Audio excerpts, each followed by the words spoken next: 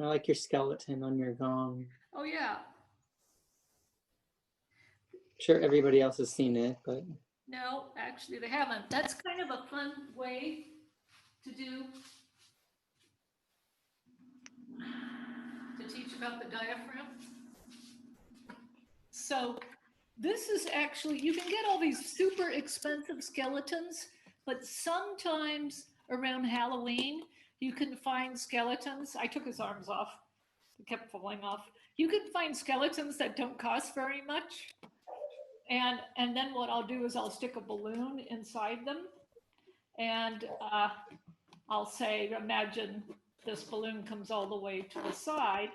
And then what I'll do, I'll stick my hand in, hopefully I won't pop it, and I'll say, oh, the diaphragm is lowering. And the most it lowers is to about there. And now the that's diaphragm lovely. coming, would be coming back up if I glued this up, but you can't keep these in, they die. So diaphragm, I'm just gonna put my hands here. Diaphragm comes down,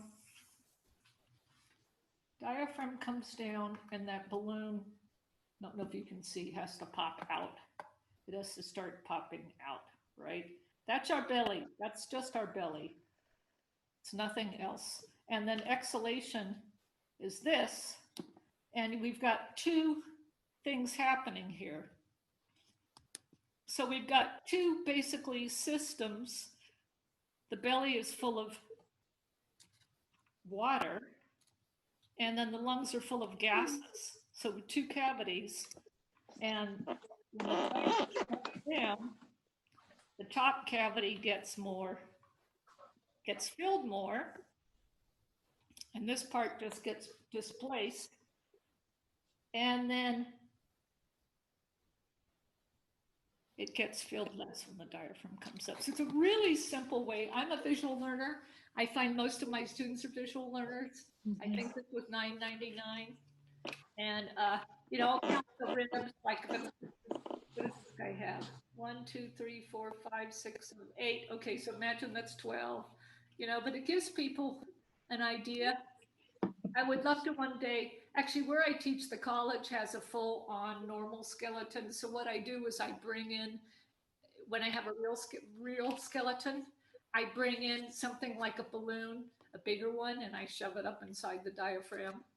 But it makes it very simple. I have all of these different, when we get into resonance and other things, I have all of these goofy experiments and things that I do that I show people that really help, like he's got a jaw, right?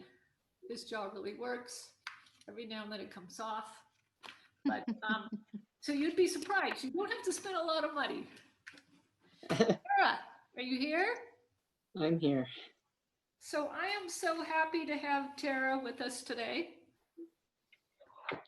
Terra, Hello. this is Terra Gold, and with Terra Wellness, and we'll give you a link to, you're going to see a lot of Terra from now on, which I'm happy about.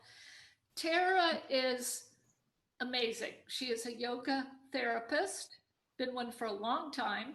She was raised in yoga. I already told them that you were raised in yoga and in some of your background, and that she was raised in yoga, and she is a yoga therapist. She teaches her own yoga training program, which I think is the best out there. It's called Yoga and the Healing Sciences. Did I get that right? Mm-hmm.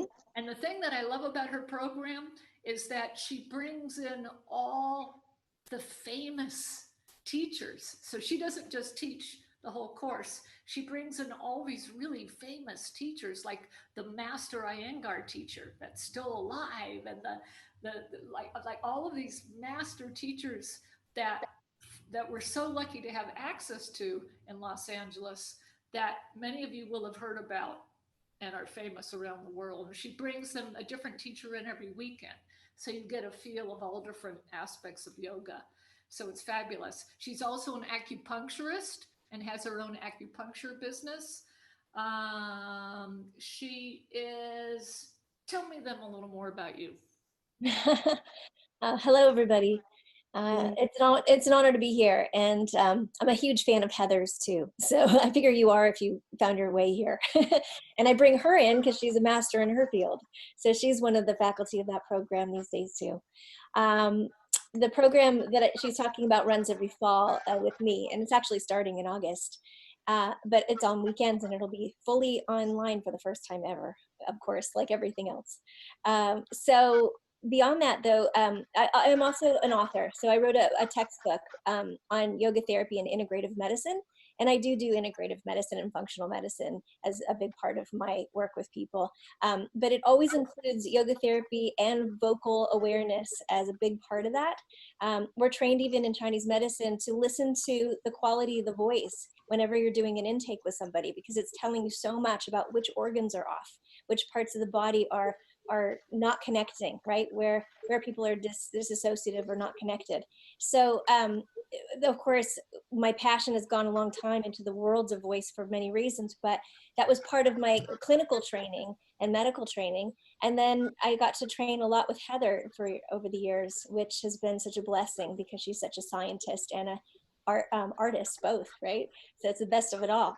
So what I love to do is I like to remind people how to find aspects of yoga from the inside out, right? We want to honor the different lineages and understand certain principles, but we always really want to find things from the inside out.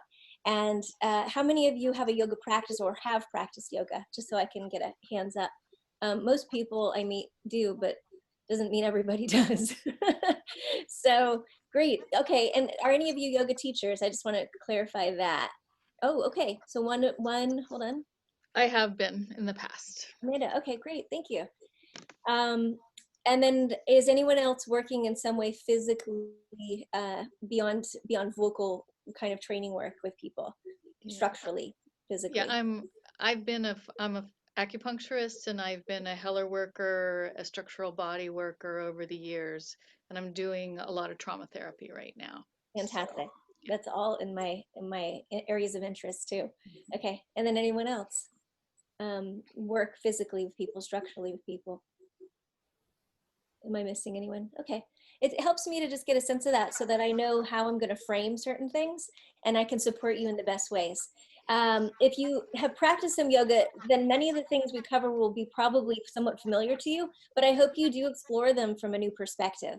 Not just from the perspective of vocal yoga, which Heather will be helping you to fine tune, but also from that perspective of making sure you really are gauging the quality of how to use your breath to transition or how to initiate what you do, so that you're moving from the energetic subtle body, and then the physical structural body follows.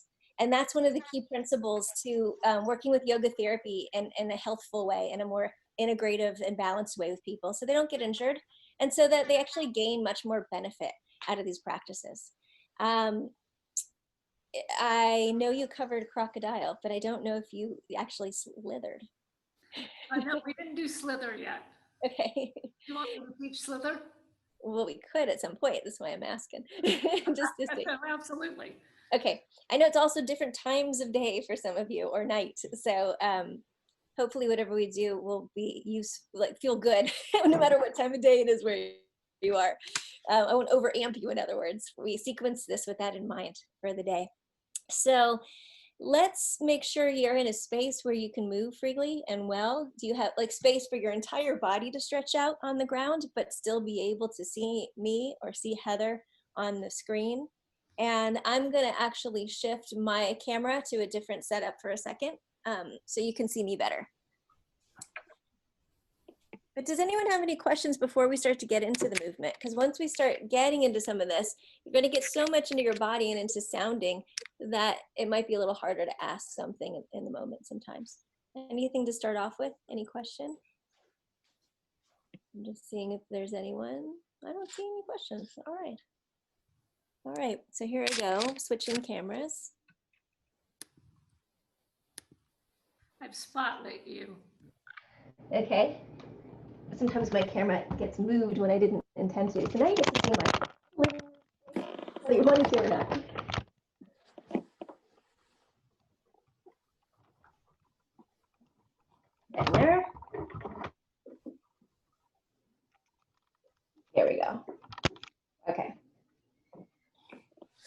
Good. Let me know if you have trouble hearing me, but I don't think you will, because the reason I just switched cameras is because it has a better mic also. All right. So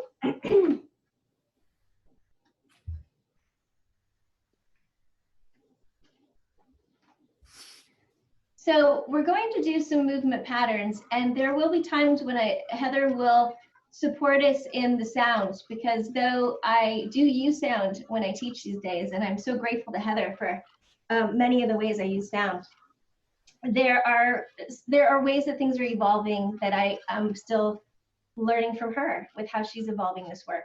So there'll be times where I'm going to actually refer to her and ask her to make sure that we're really on track with what she wants to cover.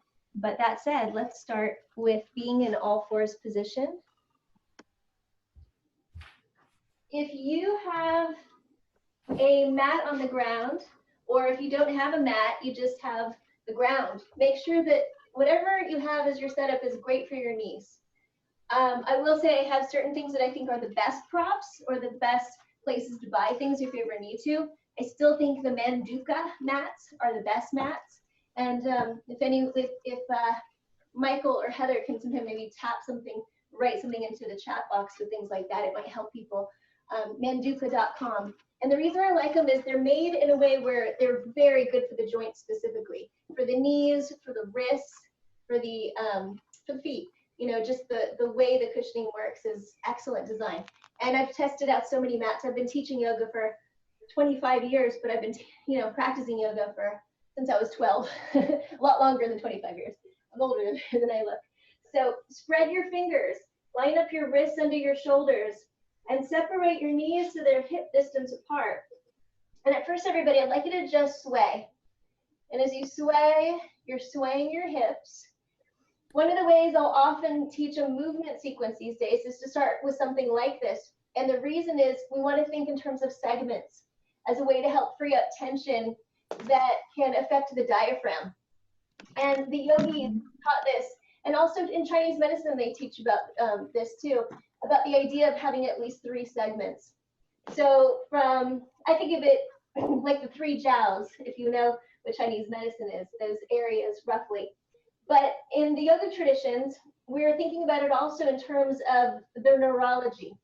And there's so much going on neurologically in the belly region, so much going on in the heart region, and so much neurologically going on in our head upper region, right?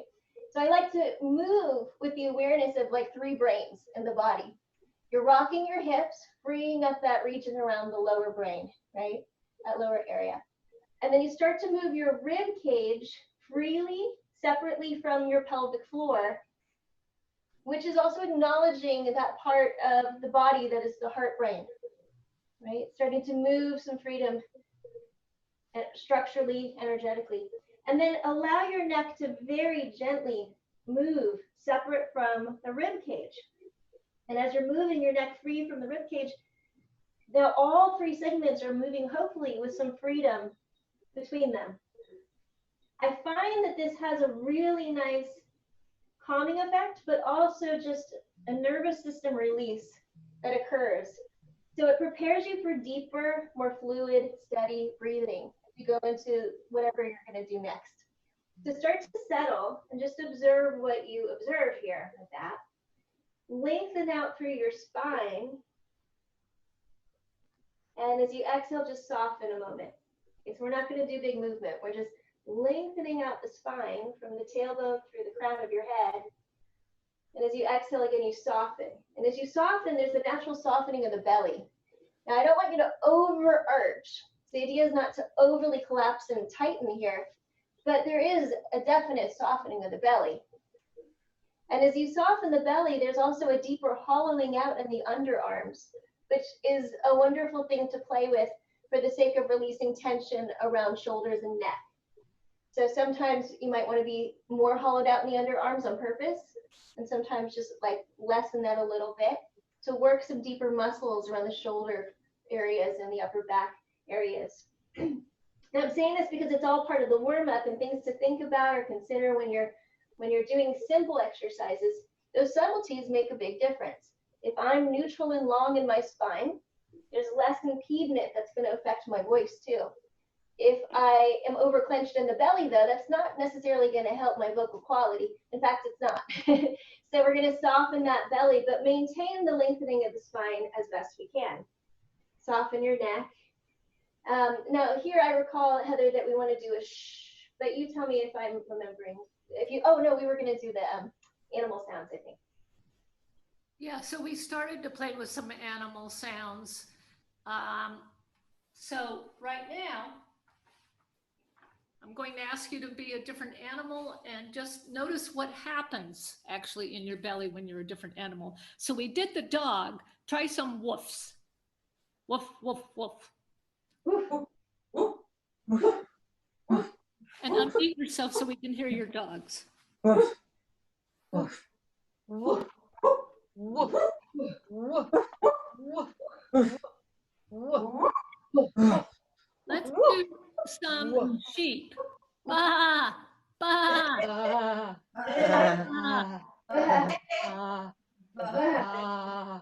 ah. Chickens. Up, up, up, up, up.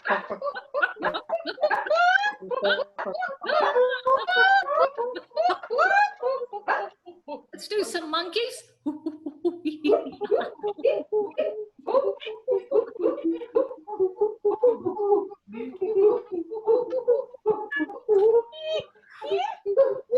Oh, I like that. Somebody else have another. Somebody call out an animal. Nobody? The crow. Cow, cow. Cow. Moo.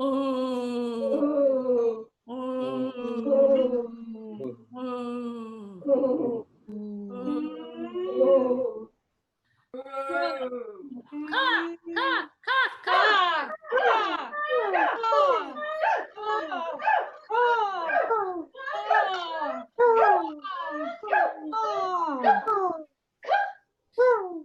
So if you see Terra, if you watch Terra, do that last sound that you did, Terra. You notice the whole abdominal core ends up engaged with that sound. And I use animal sounds when I'm teaching people to find their core connection because the sounds that animals make instantly connect to the core. If you look at your dog barking, you're going to see the sides of the dog's muscles engaging and the belly engaging. And when we're on all fours, we can have that same experience. So it's fun to play with monkeys. I'll give you a whole list of, sounds. Monkeys, sheep, chickens. There's a whole bunch of different animals that are good. Horses are fun. How's the horse go?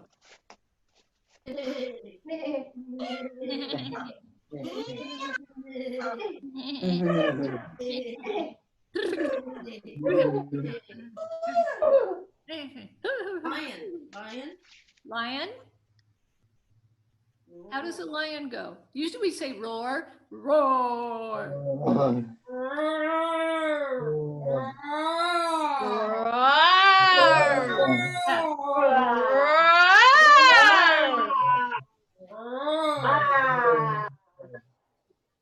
Any other?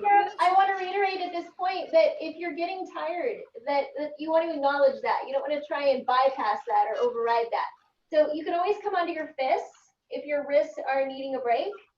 Sometimes I might encourage someone to come to their forearms here even. Because you can still let your belly soften while you're in this position and relax your neck. You came into crocodile earlier, and you could do that where you're crossing those forearms and still keeping your chest up. So yeah. Be sure to modify as we continue. Yeah, so anytime you're tired, and because I like to play with the voice in these postures, I recommend taking it easy on yourself, right? Whatever posture you can stay in the longest and play with your voice, because really that's what it's about. We're trying to feel the body embodying the voice. And it doesn't really matter if you're in a perfect tabletop or not, right? You can be down, as she showed. It's just basically when we are in this position where we're horizontal, the whole body actually behaves differently. And there has been even thoughts that it would be better for us as vocalizing beings to be horizontal, but we stand up, so that's a whole different story. Okay, you can move on. Okay, so let's go into, it's a pose called Marichyasana, which is, but we're going from cat to cow, back and forth. But there's a way that this is taught in vocal yoga and in the trainings that I like to do with people too, where we stretch out our feet in this pose. You lengthen your spine as you're inhaling. Then on an exhale, you curl the toes under and you push into the ground with your toes, your knees, your hands, as you let your tailbone and your chin tuck. So try that first, where you just inhale and then you lengthen out, neutral, and you exhale as you curl. And keep that going a few times. Inhale, stretch the toes, reach out through the spine. Exhale, tuck your chin, tuck your tail. Slowly back and forth. And we can add things into this. And one of the ones that, Heather, I want to make sure that doing sure is where you want to go with this or not. So I want to double check. So we often will do shh as you exhale. And you inhale as you lengthen. And then you exhale. Shh. Inhale, lengthen. Exhale. Talking. So Come and go if you haven't yet. come into neutral. And then you'll go from the sh to the zh, but go slower.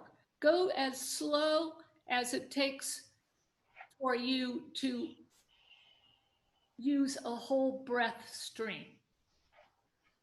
So it might be slower when you get to the zh. And the first thing you're going to feel is your abs kick in. And as you go longer on the breath, you'll feel the abs start to move towards the spine. Excuse me one moment while you keep it going. So you don't even need to pull your belly in, because the actual sh and then the zh, you should feel that it naturally engages the abs, and then the abs naturally move in. And that's what happens when we're singing. The sh and the zh and the s, they're all really good for singing. That's why we use those a lot, because they slow down the airstream by blocking. We talked about they block the airstream here. And by doing that, it'll kick in the sensation in your abs. Now, if Terra comes in and let's say she takes a big breath, and then she's going to go real slowly, because it'll take quite a while for that breath to come all the way to its end.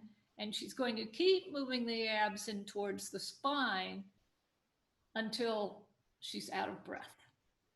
And then if she lets her belly go, that air should fall right back in.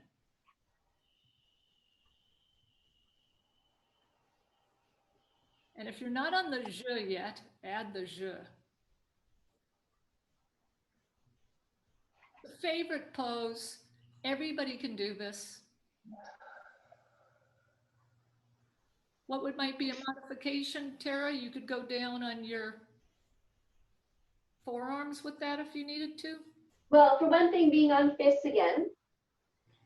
And for another thing, this could also be taken into a moving cat-cow into child's pose as well, Balasana, where you inhale, and then you exhale, and you take it back. But you don't go all the way back.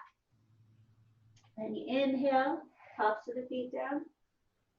Exhale, curl the feet, and pull back. So these are just ways to modify and just to help allow you to be in it longer, for sure. And again, I'll just say fist again. If you're on your forearms, it's kind of hard to move back and forth with the spine. You can, but it's much harder. So I like to keep it on straighter arms if you can, longer arms. So Heather, is it a quick inhale and then a slow exhale with making the sound at the when you arrive at the end of the motion? No, So you're going to do, you can do a quick inhale or a long inhale. You can do whichever you prefer. Whichever you want to do. Okay. And then start the sound immediately. But you're going to look for the sh. So right now, remember we were just on our floor playing with these same sounds. Yeah. If Okay. you do a sh, you're going to feel your abs kick in. So, but don't push all the air out. So I can do a fast sh, and I'm out of air. But if I want to sing, I have to go slower. So then I would do a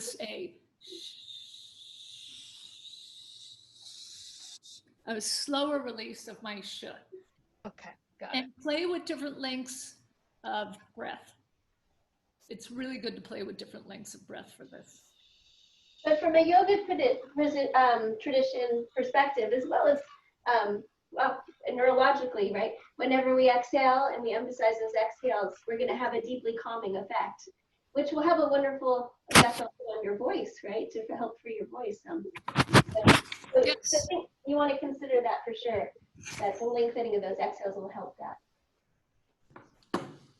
And it also will help with breath control. It's a funner way to learn breath control.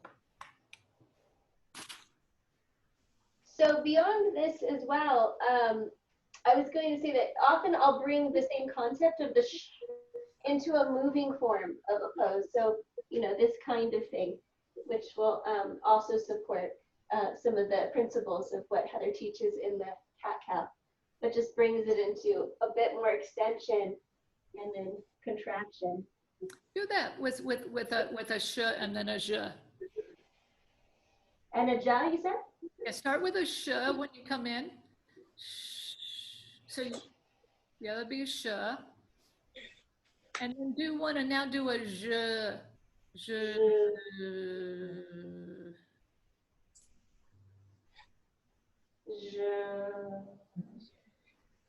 And go as long on that zh as you can.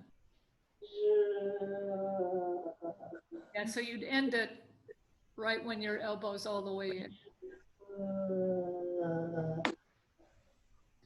And to do a beautiful pose like she's doing, you have to be stable on the core. So by engaging the core with a sh or a zh, you actually strengthen your core. And this is actually using a sound like a sh or a zh is actually been used in physical therapy for people that don't have good core stability. They find if they make a sound, it actually makes the muscles of the core engage and gives a person greater stability. They're actually using this in yoga therapy with kids with cerebral palsy, making sound. Just a reminder that as you're in between these poses, anytime that you're feeling the tension, you can go back to that swaying that I'm doing right now. That just helps release some of the tension that can accumulate from, you know, being stable or overly rigid after a while in one position. So, I can't. What were you gonna say? We were going to go into twists or sphinx, your pick. Yes. So I did want to encourage you. I mentioned earlier that instead of the all fours position for what we just did, you could go into crocodile and hold that. But another one, and one that I do quite often, is sphinx with elbows under the shoulders. And one of the things to consider is that if your elbows are further back like this, it's going to start to create a bit more of a band of tension at the front of the chest. If the elbows are right under the shoulders, it's very stable. But if your elbows are just slightly in front of the shoulders, I would say it allows even more expansion or openness for the chest, which is nice for breathing and can be nice for sounding. Spread your toes, reach your feet away a bit. Another thing you can do is turn your feet in slightly, those big toes in just slightly, and that'll have a nice widening effect or a releasing of tension around the sacrum. Yeah, because this is a back bend. So if we're here for a bit, it can start to feel a little tense if you're not used to being it very long. So we want to just be mindful of not overdoing it, you know, even in this pose. But if we were doing sounding, same thing. You could be working with those shus or What would you like to do, Heather? And animal sounds are super fun in this, especially the crocodile. Anybody ever heard of crocodile? No. I actually was in the Amazon jungle sleeping in hammocks once upon a time because the crocodiles slide up onto the banks of the river at night and they go cool, cool, cool, like almost like a croc sound. Cool. So everybody just go cool, cool, cool, cool, cool, cool,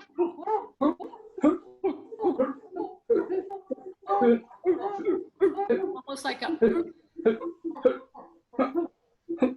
and play with a couple right here of a chicken is really fun.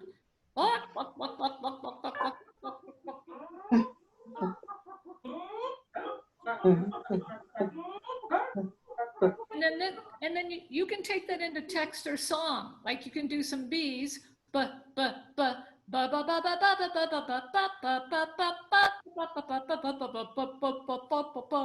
with some bees and just make a melody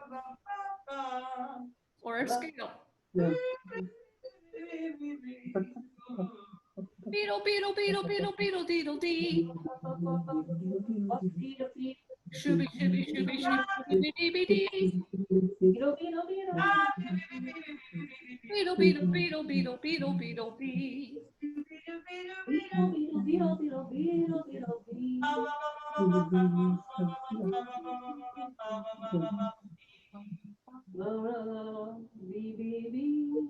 And because you're horizontal, you don't have to really think about engaging abdominal support, do you? Do you guys notice that? It's just there. It's there. I stopped teaching abdominal support with people standing up a long time ago because it took too long for them to find it. All right, we can move on. Okay, so we're going to come into all fours again. Stretch out, go into a partial child's pose, tops of the feet on the ground, just to counter pose what you did. You can even do a little wiggling again. So that idea of, again, just creating some movement between the pelvis, the rib cage, the neck, just for 3 segment parts. It's just really helpful to do that when you're releasing tension as transitional moments. Then from here, we're going to sit. We're going to seat. I often like to sit on something, and I really encourage it, especially for a twist or a seated forward bend or anything, definitely things where you're seated. Part of the reason is we want to reduce the tension in our hip flexors, right, in here. And for most people, I would say, most people that I see, their knees end up here unless they're sitting elevated on something.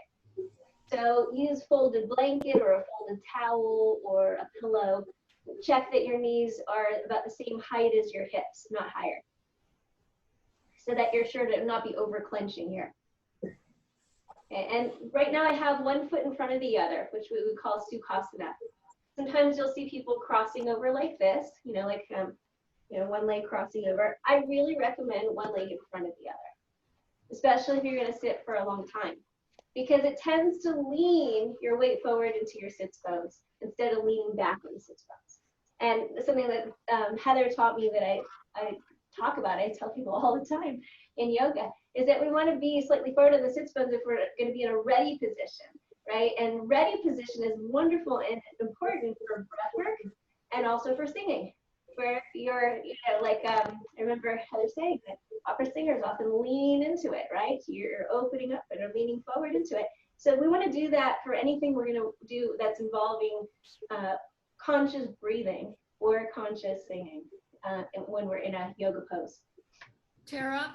Yeah. Interrupt you. I actually didn't get into state of readiness. So right now, what I'd like everybody to do is, I work with Indian singers and they have to sing seated. And so what you need to look for is just go a little bit backwards and a little slightly forward. Put one hand on your belly and see where does your belly just plop out onto the floor. Wherever the belly releases the easiest is where you want to be in your pose. Actually, It's interesting. This is called a state of readiness, and we'll explore this standing next week, but we want to do the same thing standing because you are opposed to do something active, and singing, sounding, using our voice is an active experience.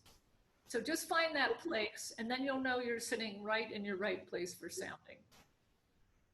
The belly needs to be able to just plop out into your lap freely. So when I teach in this way on Zoom or even in a class in front of people, I do mirror image teaching on purpose to help us near each other and feel more connected, but also so that it's easier, hopefully, for you. So I'm using my right hand, but I'm going to call it my left hand for you. And you're going to bring your left hand over to your right knee. And bring your right arm back behind you with fingers on the floor close to your pelvis, right? So that the closer your hand is to your body, it will enable you to lengthen your spine more and then hopefully maintain that slightly forward position. When we're twisting especially, we don't want to be leaning back because it'll go into your low back, which is not designed for the twisting. The part of the spine that's designed for twisting in the rotational direction we're about to do is thoracic spine. So you want to twist from the mid back as you're going into this.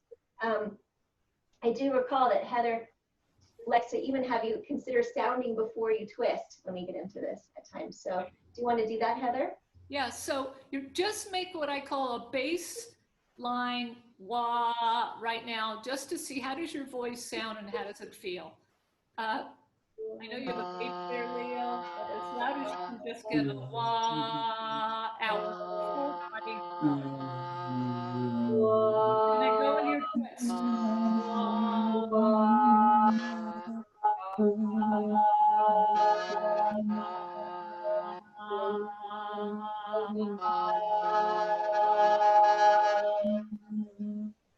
And what you may notice is a change in the richness of your voice, because as you're twisting, you're actually wringing out the abdominal muscles, any tension in the abdominal muscles, any tension in the diaphragm, tension in the rib cage. So you're getting a lot of what we say bang for your buck in this pose.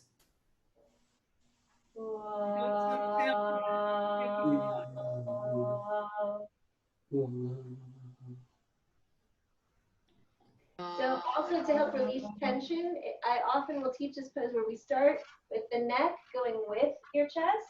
And then second version is your neck goes opposite your chest. And it's helpful too to inhale, lengthen the spine, and exhale, work with that sounding as a way of deepening.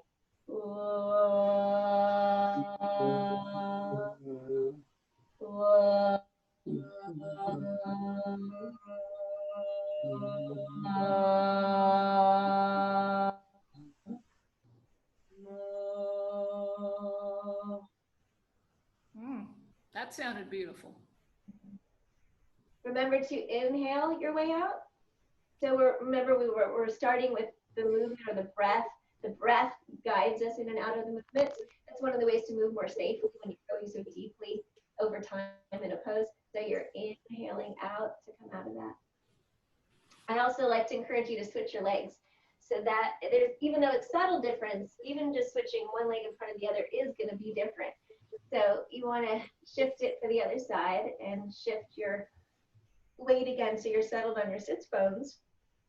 Shifting your weight so you're slightly forward on the sits bones. Then bring your right hand to your left knee and place your left hand close to your pelvis, anchored with fingers on the ground, lengthening your spine.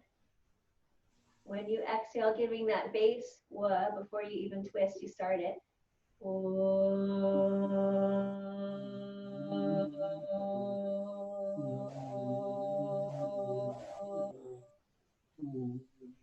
Feel free to join in.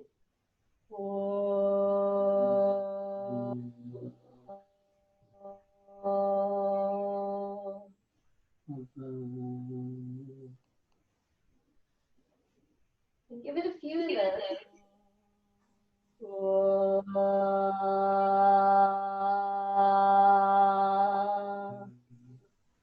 Then experiment with gently turning your head the opposite way.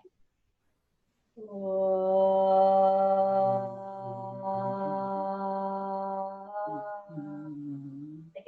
can actually find my break there where it's just wanting to soften through that.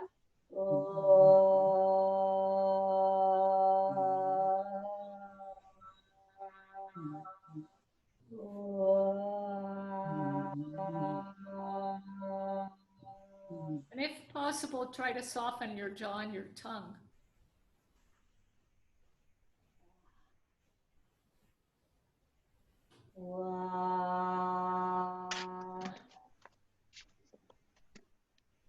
Remember when it's your time to come out, to inhale out. Should we have Do a a little, couple, watch a couple people, Terra? yeah. So we need a volunteer. Leo? Okay, unmute yourself. I'm going to spotlight you for a minute.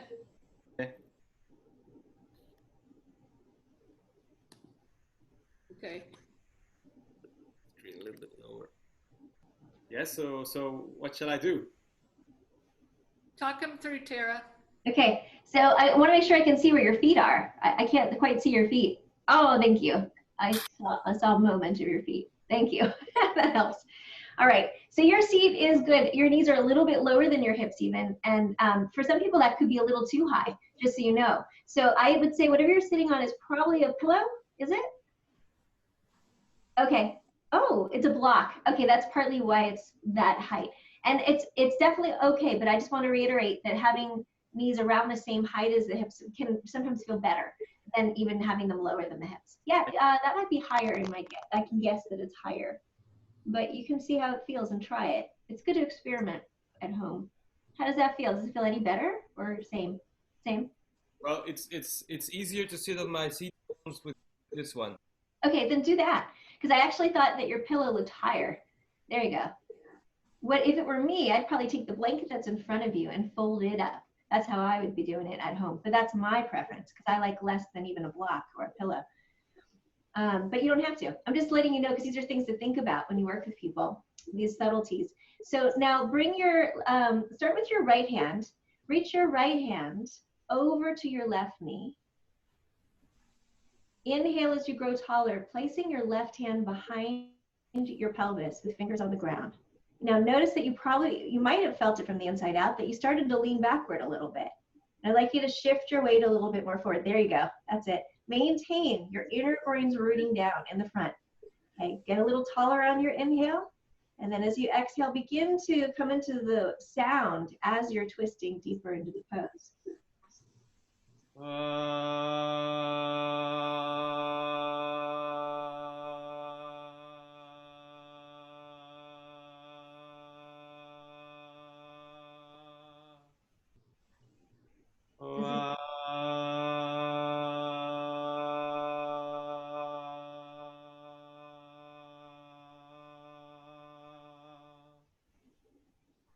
More? It seems great. How does it feel though, too? Pardon? How does it feel? Oh, it already felt great. Okay. Now here's a suggestion. We want to do both sides always because it's important not to overdo one side. But I want to encourage you to go even more toward the front of your sits bones too. So you twist the other way, left hand. Oh, and you could switch feet as well, just to make sure. Yeah, there you go. Left hand to the right knee. There you go. So you put it on your inner groins. I hate to break you out of the pose, but can you move your camera towards your right knee? Heather, you're muffled. Can't hear you. Oh, can you move your camera towards your right knee? My what? Leo, your computer? Oh, yes, okay. Just move it towards your right knee, because when you turn your head, we can't hear the change in your voice, and this would maybe help us hear it. Like this? Yeah, and not quite that close. Because you still want to see your body. Yeah, and I want to be able to see your twist. You're perfect, and don't die out as you get on your breath. Make sure you keep a consistent volume and energy the whole way through to the very last bit of sound. Okay.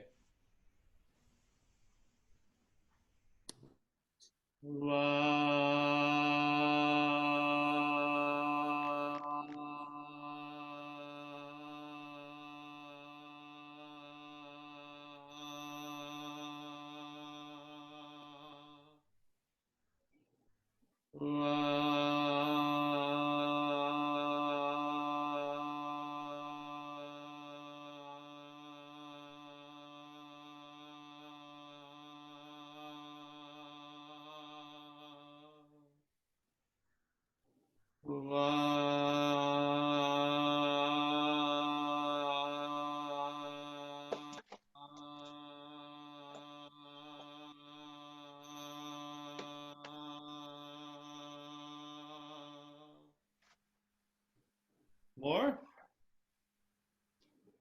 What do you think, Heather? Great. You Well, wanna hear more? something I want to point out before you do it again is, so Leo has been singing for a long time, and when you work with singers' bodies, you'll notice how his breath drops right back in to his core.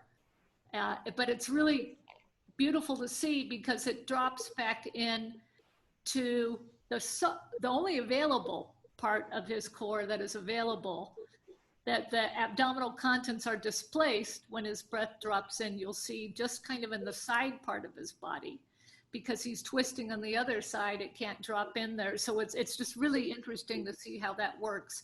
Did you feel like, did your voice feel any richer when you twisted? Yes, yes. Well, now also when I speak, I feel that there's more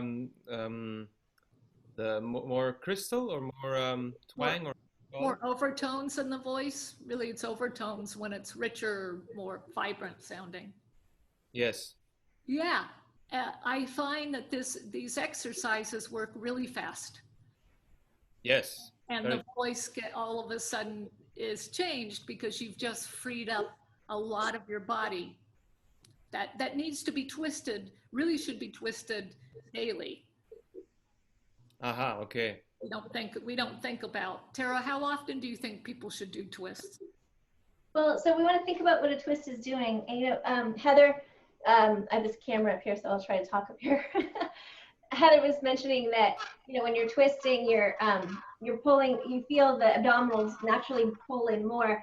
There's a lot going on with movement of energy, but also a blood flow, right? And blood rushes in and rushes out of these areas that are being twisted, and it creates a cleansing effect that's pretty profound. Especially if you bring that awareness of how you're breathing into it. So there's that deep, rich breathing, and it has a profound effect in calibrating the endocrine system as well. So there's so much use to this that's going to help change the quality of your voice. When we're stressed, you can hear it in the voice. If we're having a calming effect on especially through the endocrine system, you're going to hear this in the voice. And I find that it's an inviting sound, even to have less cortisol or adrenaline being heard in someone's voice. There's just a natural animal instinct to be drawn to people that are less in fight or flight and more just accessible and just happy. You know what I mean? You can hear it in the voice. So it's an interesting thing. In terms of how often to twist, I would say, well, I believe we should be doing some asana at least a bit every day, every night. Think of it like part of your daily cleansing and things you would do. Many people brush their hair every day, not everyone, but many people at least brush their teeth every day and drink water every day. And doing a thing like a twist is something that's quite essential in terms of spinal flossing. Think of it like spinal flossing. And in that, there's what it's going to do for your whole body, but also what it's going to do for your voice, right? Shall we move on to our next twist? Actually, can I ask a question? Oh, sure, please. I wanted to hear more about the calibrating of the endocrine system. This can Just get a little really, more. okay, this can get way into other areas, but there's points that we use even in Chinese medicine that are really helpful for balancing endocrine system. And when depending on how we're twisting and how we're breathing, some of these meridians get really accessed. And again, this blood flow or prana flow or chi flow are things that tend to, it releases so much tension that from that, then the whole nervous system can have a really positive response. I see this stuff happening in labs because I do functional medicine, not just, integrative medicine. And in functional medicine, we're literally doing lab work on a regular basis to see how things are changing, whether it's with yoga therapy practices or from practices I'm giving that are affecting the meridian systems. So to get more specific, two of the hormones that are big factors in fight or flight mode in our bodies are cortisol or adrenaline. And they are happening a lot right now, especially for people on the globe on a regular basis. But this twisting is a wonderful way of releasing some of that tension pattern. And again, just causing us to, it helps the voice. You can hear it in the voice. I'm not sure if I'm answering exactly what you were looking for, but this is a big topic. That could be a whole topic. And you're No, thank you very much. you're going to do some work with tapping in the future where we'll explore some of that. Yeah, I'm a big Thank you. fan of tapping. And I think as not just for yoga therapy, but also for vocal therapy, it's just fantastic. The tapping work and what it does for the nervous system can transform your nervous system so fast. I have a 7-year-old son. I've tried to teach him breathwork techniques to help him relax. And he is so resistant to that. Or he loves singing too, but he's really, he'd rather scream sometimes. And if we can't scream, and he needs to get it out, I'm finding that the tapping is the fastest way to shift the nervous system of anything I've tried with him and with many of my clients. So I incorporate it into my practices with people every day now. And I highly recommend it as a vocal person to be working with that. It's fantastic work. So, and I'll give you some other resources for that, though I've been developing some also. Thank you. Get there. Okay, Heather, so there was another twist we want to explore. I wasn't sure if, are you basically going to do one person to demo in this twist too? I wanted to get a sense of it timing wise. Yes, we have an hour, almost an hour. Right. Oh, I know that, but I wasn't sure if you were going to have a demo, one demo or more. I think just one demo because okay. Okay. So I'm not spotlit, but you can spotlight me if you want to. I think, unless you need me to. Okay. So Ardha Matsyendrasana is the name of this one, and it's a lot to remember if you're not used to remembering these Sanskrit words, but it's one of the poses we use a lot in yoga practices, and it's called half lord of the fish is another way to remember it. So in this pose, I first teach it with one leg forward, and the other leg crosses over like this. So if it's, in this case, I have the right leg forward, and I have the left leg crossing over if I was your mirror image.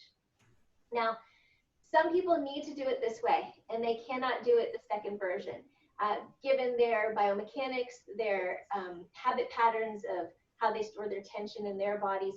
So if need be, you keep them here. But the pose is also taught like this, where the other foot is brought in close to the outer hip. In both versions, you want to make sure you're seated on both sits bones, not leaning more on one. And that will also affect your voice, right? Because the more you can anchor and root through the lower body and lighten through your upper body, that's going to have a big effect on your freedom of sound. So keep that in mind and choose one or the other, what feels right for you. I'm going to keep the bottom leg straight for now. Then, just like we did in the last twist, bring your hand back. In this case, I'm going to have you bring your left hand back behind you, centered behind your pelvis, close to your pelvic floor. Lengthen through your spine. Reach up on an inhale. As you exhale, pull your knee in. You're literally hugging it close to you to get taller. And then we're going to work with sound as we go deeper into this twist. So, Heather, again, do you want to use the same? Yeah, I want to start with a wah, and then since it's the second twist, we can start playing with some words. So wah can go into what, why, where, when, any of those. I want to reiterate that just like some of those other poses, we're rooting down through the front of our sits bones. We're planting our hips strongly, actively down. And any part of your body that's touching the ground right now, press even more than is necessary, so that you get that sense of really establishing that anchor that I'm talking about.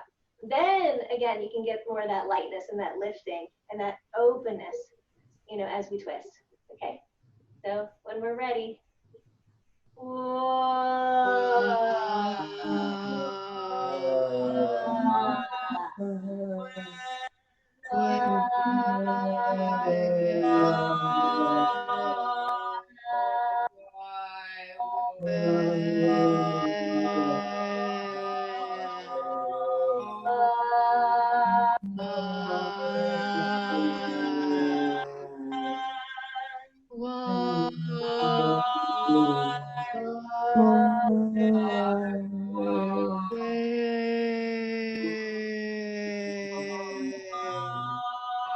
Try something. Everyone try something. There's two different things you could be doing here too. If you are someone who has a lot of tightness in your hips, and most people do, I find, bring your left hand to your left hip, like you're trying to press that flesh and that crease of the hip down. Anchor it more. Get more length as you twist. See if that helps you open up your sound. The other thing you can do is this, where your arm is in a U position as you're twisting. So there's a bit more openness to the chest too. So you should give that a try. Just notice what you notice.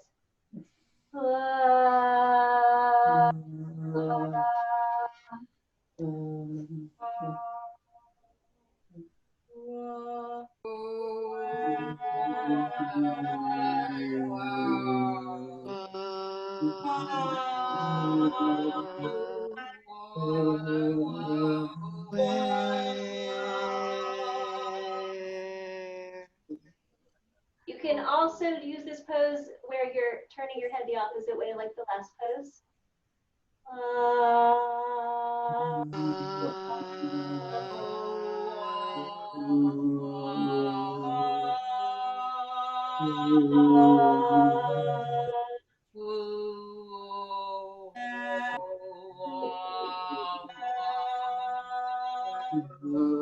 Inhale, out of it.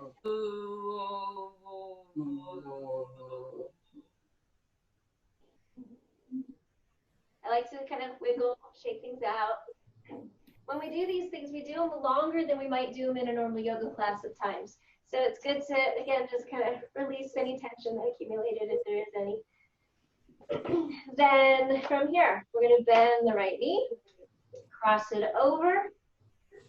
If you want to bend the bottom leg and hook it back, you can. But keep planting this right foot solidly down, whichever version you're in. And you might notice that my foot's not just hanging out when I have this front leg extended. My toes are spreading. I'm really working my lower body. And I'm doing that to, again, get that freedom of spine, that lengthening, and that openness that we're going for in our sound. So bring your right hand back behind you, close to your pelvis, close to your sacrum, but fingers on the ground. Inhale, get taller through both sides of the body. Exhale, twist that left arm, hug your knee in. So you're not just hooking, you're also hugging. And when you're ready, start to exhale again.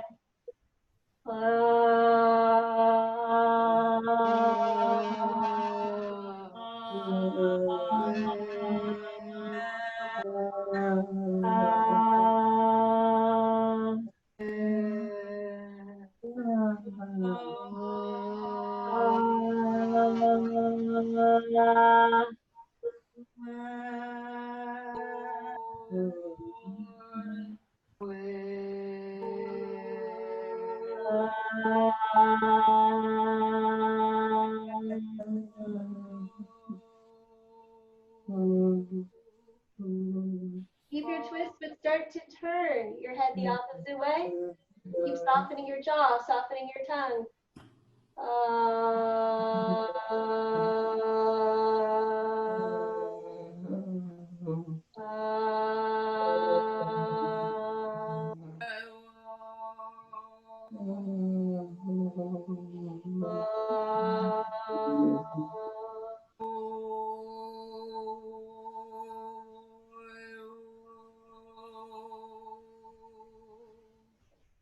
Inhale as you come out of it and you wiggle. And I don't know who was making those oil, but anything is appropriate. Once you get into the pose, feel inclined to sing a song, to make some other sounds, go for it. We start with was because if you start with just a vowel, often you'll get a glottal attack. And W's remove glottal attacks. So that's why we use was a lot. Wah. They also naturally open the throat. But we're especially trying to not start sound at the vocal cords. We want to feel like the sound, it does of course start at the vocal cords, but we also want to feel like there's some sort of connection to the core as well. Does somebody want to demonstrate that? We'll talk you through it. Manette, okay. I'll spotlight Manette. And Terra will talk you through it. Hello. All right, so I want to see what you're seated on again here too. Okay, and that may be higher than you need, so let's find out again. So go try, yeah, try that. See how that feels for you. I'm going to tell you that I actually have, I've had physical therapy, but I had both chondromalacia patella and a little bit of torn meniscus. Okay. So there's a little bit of, I have to be careful about the bend of my knee. So did you try this a moment ago with one leg forward and the other leg crossed over? How did that one side's easier than the other, but. Okay. Yeah, right. This side works well. And does it feel good to have the leg hooked in, or did it feel better to have it straight forward? The twist is more with it in. Oh, okay. Okay. Now I would say, can I see one thing with your body? Straighten your left leg again. That's your left leg. Yeah, that one. Cross the right leg over again. There. So you said the twist felt more when you had the foot closer to you. You're going to go the other way. You're going to twist the other way. Yeah, that's the twist. So does this feel less, you said, than what you recall? I'm curious. Yeah, the twist goes a little further. Okay. When I tuck. When you say it goes further, does it go further in the mid back or the low back? Or the chest? The mid back. Good. Okay. I just want to make sure, because I don't wanted you to tell me instead of me telling you. So good. So anchor down through those inner groins again, those sits bones again, and you are doing great with that. Spread your toes a little bit more so you activate even through your feet. There you go. Yeah, both feet. Yeah, both of them, not just the. I didn't even need to see it. I could see it in the musculature of your leg. That was great. I'd rather see your neck though, if you don't mind. See if you could move the. Yeah. Thank you. Thank you. All right. Now with your right hand behind you. Inhale, grow taller. Reach the left arm up. Get taller, really long. And then exhale, pull the right leg in, hooking your arm around. So the left arm is going to hook around the right leg, pulling the right leg toward your chest. There you go. That's good. That's good. Your hand can be wherever you want to be with it, but use it to like really hook that leg. Inhale, get taller again. And then as you had it. No, you don't have to undo the pose because you had it and to stay in it. But keep inhaling and lengthening your torso, and every exhale is an opportunity to explore this twist, right? So think of it like every inhale you lengthen, every exhale you explore the twist. And the sound is going into the twisting, or the twisting is going into the sound, really. Ready? You can start to sound when you're ready as you're twisting to the right.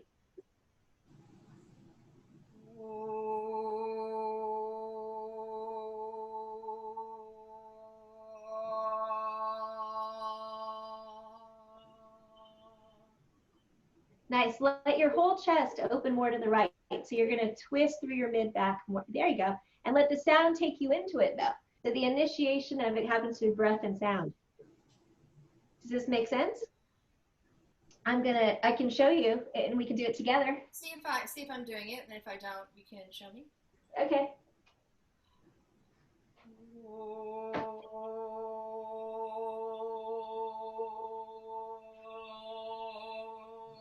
Good.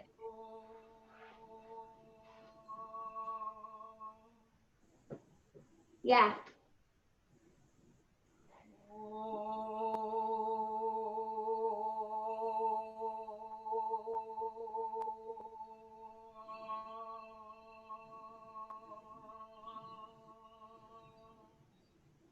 Now, just as an experiment, bring your right hand to your right hip, right here, and try to brace it or draw it down away from the rib cage.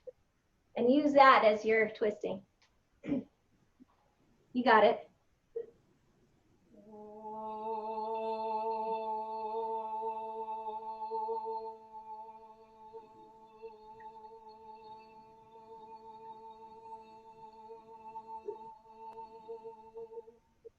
Nice.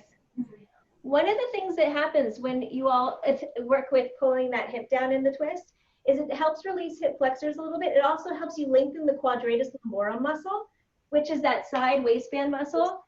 When that gets tight, that tightens, it actually shrinks your body a bit. And the sound is not going to be quite as full or radiant, or I know Heather has better words for it than that. That's how I speak. And then should I try turning the other direction? Yeah, please do. So.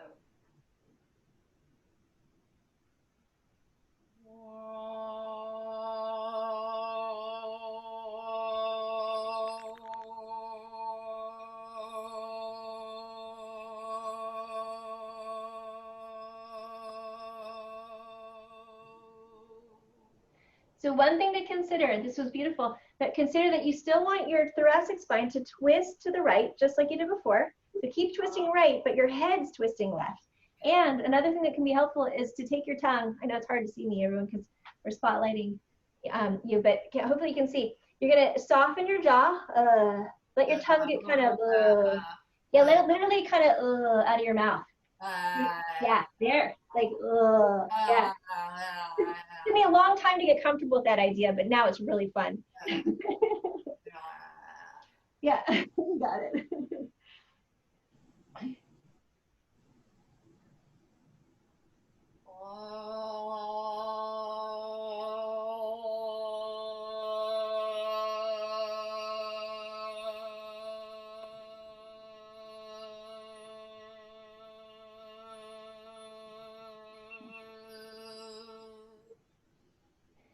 So I know that this is something that you're going to hear, all of you, from Heather, and I don't want to get too into the mouth stuff because it's so much her mastery, not mine as much. But let's switch sides because I want you to be able to balance out your body. And the one thing I do want to say, though, is to even allow your jaw to soften more and let your tongue soften even more. Yeah, yeah, like blubber tongue, you know, yeah, there you go. And the tongue can just be sitting on your bottom teeth. You don't have to completely hang it out. Just kind of, I'm going to show for everybody. Fat tongue. Mm-hmm. Hello, say hi. Hi. And because you want to make sure that it's not pulling back. Then it'll obstruct your sound. There was a place in that twist, I don't know if you could all hear it, where all of a sudden your voice just kicked into this richer quality. Did you hear that, Manette? That is really our authentic voice. Our authentic voice is a core connected voice. And it's something that I found when I was doing yoga that I discovered pretty quickly. And then once you have that sound, that's your ultimate sound, what I call the golden voice. It's like there's a golden sound that I'm actually looking for. And when I'm teaching people, just plain voice. And it kicks in when some of these muscles are loosened up. And it's interesting. And then once that kicks in, you can play with that. And the more we get into the yoga, you'll notice, because we're also opening fascial layers, you'll start to notice that that voice will just become very available to you.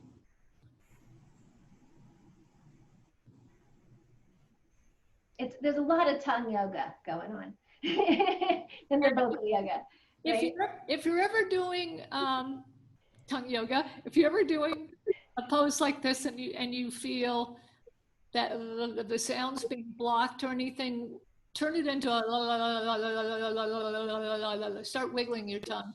Not your head, just the tongue. Or like some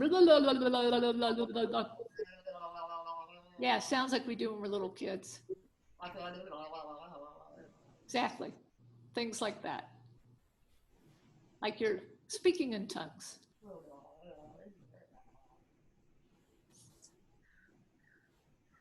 So just When first going to the side twist. So I'm pushing down on the hip, pulling in, pulling down. Lifting the spine, that was a beautiful lift.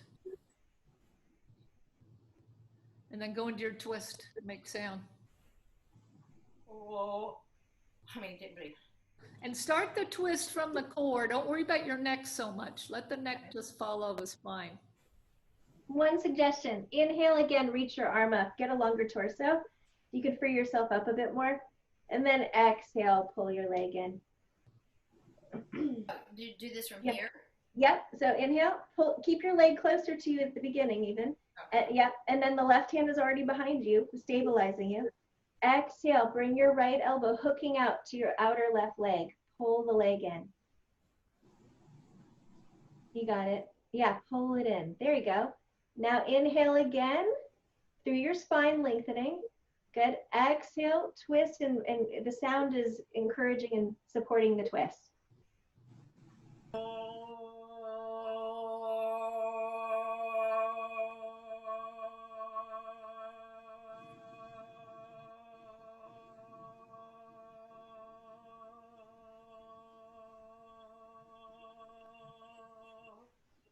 And just to help you free up a bit more, let your neck go with the twist on the first round. There you go. Uh-huh.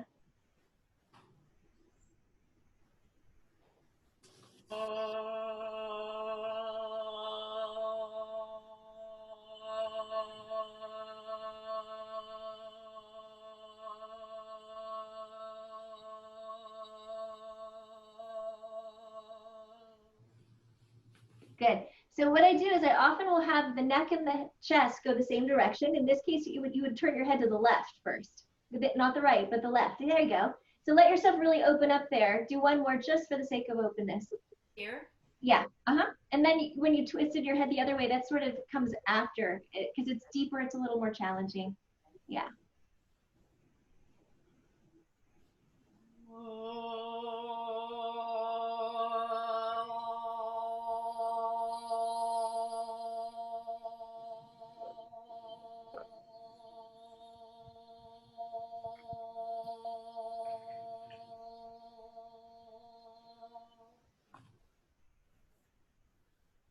Great.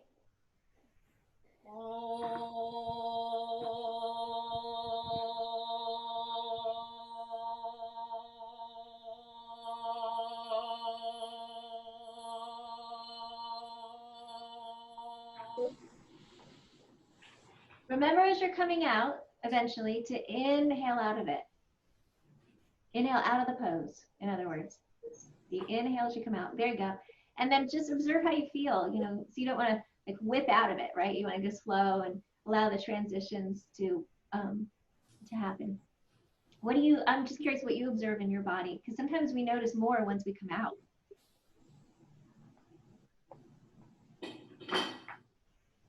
Well, there's a freedom here. Mm-hmm. I'm feeling fuller and more. My rib cage is feeling more expanded. I feel more open in the ribs. I feel lighter. There's a buzzing, a more sense of vibration still in both in the head and in the spine and upper ribs.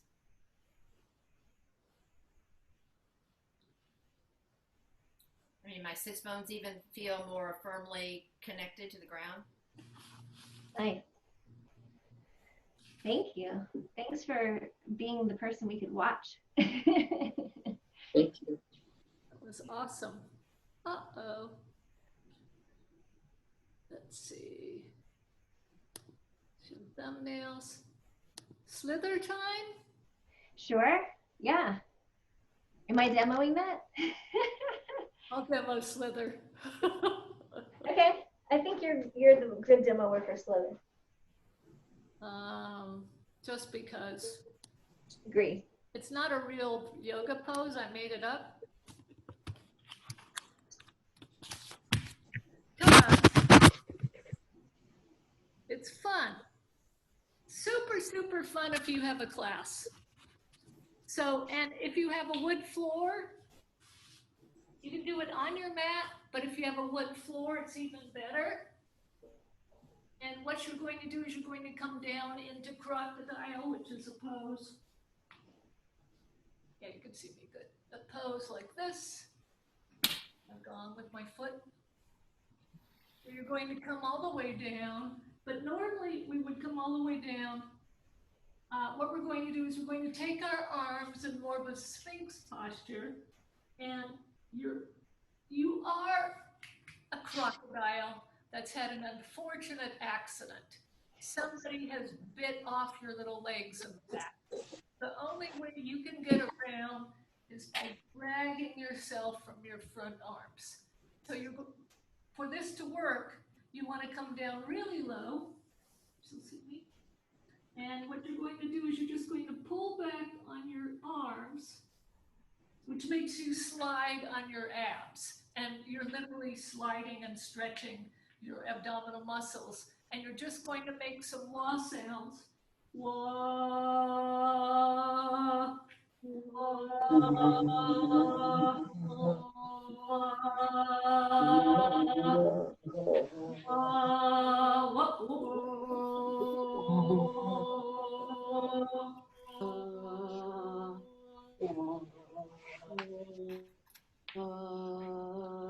drag yourself.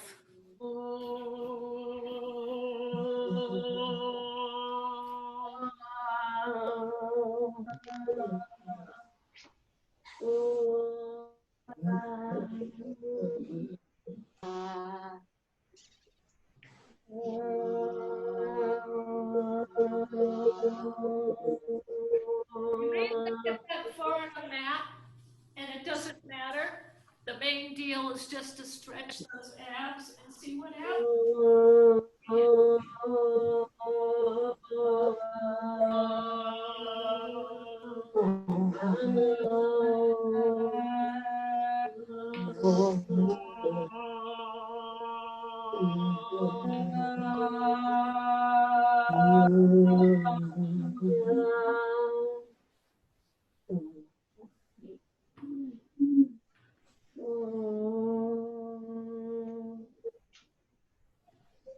That's called slither. And when I have a class of class voice, and I've done this with every type of person, every sort of people, does not make sense, every type of person.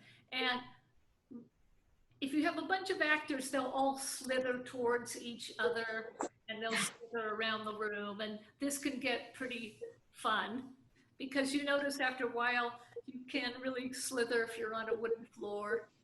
But it definitely stretches those abdominal muscles that you're right on top of. And did any of you guys notice that your voice changed once you stretched them a little bit? Guys notice that? You might not have noticed a lot since we did all the twists already and your voices are probably pretty dropped in, but it's another fun choice, especially to do with the class voice because they go slithering all over the room. Yes, Leo. I'm not sure I did it correctly then. I mean, I was activating my rectus abdominis. Well, everything's woven together. Okay. So if you're stretching your rectus, you're going to be stretching underneath as well. but like I'm engaging it, right? I'm like pulling my, no. No, you're only using your arms and just dragging yourself on your Okay, belly. so I didn't do it correctly. I'll have to try again. You want to try it again? Yes. Go for it. Okay. Do you Okay. have a wooden floor there? Or Well, I have a work floor upstairs, but my daughter's sleeping. right. So I mean, like this. All the way, you're going to come down really low. I would probably do it off that. I would do it just on the floor that you have there. Mhm. Below the blanket. Yeah. And then just come all the way down. And you can't use any part of your body because you're a crocodile. And you know how they have those, they have little legs in the back, alligators and crocodiles. So So it's like, bring your arms in parallel and bring your body all the way down, and just lift your chin off the floor. And now drag yourself forward. yeah, I'm automatically engaging my Well, they're going to engage as you pull your elbows back. But can you move forward a little bit? Yes. But happening. don't lift up. Don't lift up off the floor. Yeah. Yeah. Still, I'm engaging them. Well, they will engage. They will engage, but that's not the purpose of the exercise is not to engage them. It's to, if you had to drag yourself by your shoulders, see what happens to your voice, what would happen. So it could be an ab strengthening exercise. It could, but that's not our purpose. Our purpose is to just, they will engage some, but as you drag yourself forward, you also end up with a stretch from your head more towards the pelvis. You feel that stretch on there? Yeah. Make some sound. Whoa. And don't look up. Keep your abs on the floor. Pardon? Keep your abs on the floor.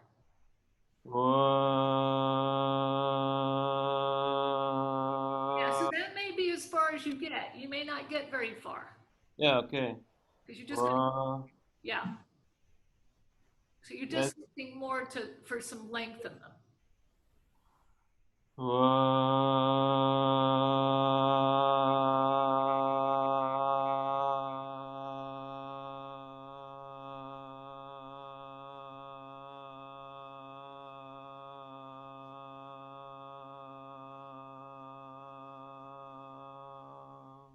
Now, two things. So that was perfect. So you notice you didn't get very far. If you're on a slippery floor, you can move far. You'll naturally move farther. But you're not really thinking about engaging the abs. But what happens is when really what's happening is that the deep abdominal muscles are kicking in. The transverse is kicking in when you do that. And when it kicks in, there's two things I've found that happen. One thing is that you get more of what I call the golden tone. You get that rich voice. Secondarily, you get a longer length of exhalation. So, and when we do racking, what you'll notice is your just voice goes on forever. Whoa, I can just keep making sound and I could keep going. And these are the two things I discovered with this work that changed that I thought were really interesting. Okay. Well, I'll try it again tomorrow on the floor upstairs. You can play with these it's all play, right? Body play, voice play. And some of them it's like anything. Some of them you're going to say, boy, that works for me. I'm going to do that one every day. And other ones you maybe, but I know you teach classes and they love this. Okay. Yeah. I'll try it out. Okay. I'm going to bring you back to Terra. We're going to go into a pose. We're going into a pose that I like to teach with all kinds of ways to modify, because many people need to modify it for their bodies, especially if they have had a history of knee issues or sometimes low back issues or hips. So if you have a yoga block, you might want to have it just so you can try this pose in various ways that we're going to do it. It's a pose called Malasana, or it's a squat pose. But I also teach Ardha Malasana, which means half of the, it's a squat, but it's actually garland pose is another way of defining this pose. Ardha Malasana means half of a garland. So first I'm going to teach you this half of a garland so you know where we start from. And I'm going to do it from the side view for a moment. So with the feet apart, wider than the hips. Wider than the hips. So not quite hip distance, a little wider. I like to say maybe about 2.5 to 3 feet, depending on how big of a person you are. Then bend your knees, pull back with your hips, and let your forearms rest on your thighs. When this is, oh, somehow I'm not spotlit, so let me spotlight for a second. There you go. This will help you see me better. Okay, so then you're here, and this is the half of a garland pose. It's often taught with palms together in a prayer position. And again, you can see that I'm like this. So this is easier on the knees than the full pose will be. For some people, this is where they need to stay because getting lower is just too hard on the knees. But if they can get any lower, they might want to try a block like this. But I don't want you to use a block and just hang out on it, right? You want to use it as a reference point for anchoring, where you need to anchor to be able to get more length through your spine. So anchor through the feet, you use those feet strongly as possible. You use the block just enough to support you to be here longer, and you lengthen your spine. But again, I'll say if you can do this, it's nice. Then the fuller version of Malasana is to actually go way lower, where your feet are wide, and you come down like this. This pose traditionally is taught with the feet together, which I'm not even going to get into because it's not very useful to have the feet together for the purposes of vocal yoga. And frankly, structurally, I don't think it's very useful. But this is a pose that's so useful that in some traditions, saints have been born in this position, and it's a powerful pose. It's a great pose for accessing that deeper root, you know, for your voice, and which is why Heather uses this blues. So I'm going to have her guide you into how she wants to use sound. I have a quick question. Yeah. Obviously, with my knee issues, squats are problematic. But is it more important that I have my heels on the ground? Because obviously, I can come lower if I lift my heels. Is that okay? Totally. You can, in fact, you could put folded blankets or towels under the heels. Totally great. There's even wedges in yoga that are designed for support. If you really wanted to get those, you don't have to. Even just folded towels is great. I want to reiterate, though, anytime that you're bending with your hips lower than your knees, it's going to put some strain. So you might need to have those hips a little higher than the knees in order to be able to be here for a while, you know. And don't hesitate to use a prop, you know, just to support you in being able to explore this for your voice. So use this if it's really going to help you. Totally okay. All right, and then Heather's going to guide you. Well, the first thing we want to do is we want to breathe all the way down our back to the butt. This particular pose will really help the breath come down. And notice what happens to the pelvic floor when the breath comes down. So I always feel widening in the pelvic floor when my breath comes down here. And then that's why this is the best position for birth. Exactly. And that's a whole other story we can get into. How many people had babies in this posture? Okay, you did? I did. Well, I was in it for on and off for hours. Okay, so while you're in this posture, think about bringing the breath down the back. And now see if you can run your voice on a whoa. Whoa. Down through the back of your spine, down to the pelvic floor. Play with just whoa.